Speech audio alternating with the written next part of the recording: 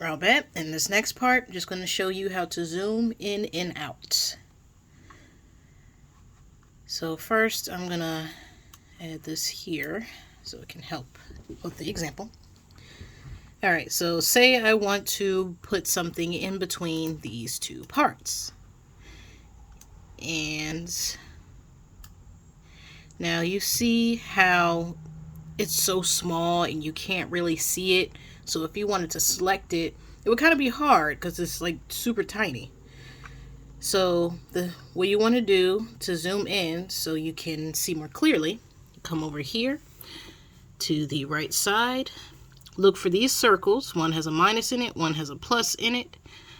You click on the plus, of course, to zoom in. So I'm gonna see that. So it's bringing it closer.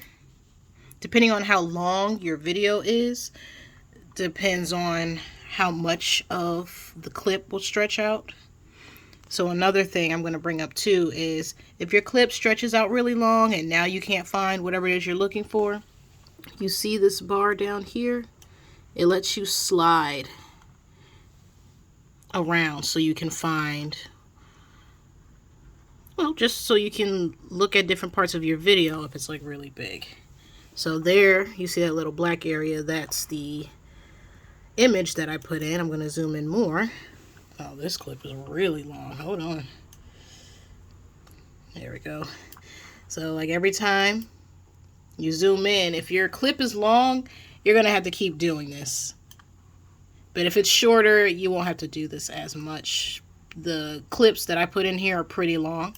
But you see now, it's not it's thin still, but it's not super duper thin where it would be hard to click on. Now I can click on it a little bit easier and change whatever I want to change.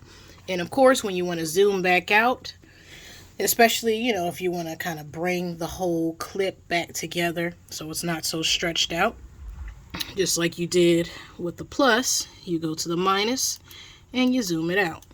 And you keep zooming it out however far you want it to zoom. Of course, there's a limit to how far it can zoom. So now I can see the whole video. And that's how you zoom in and out.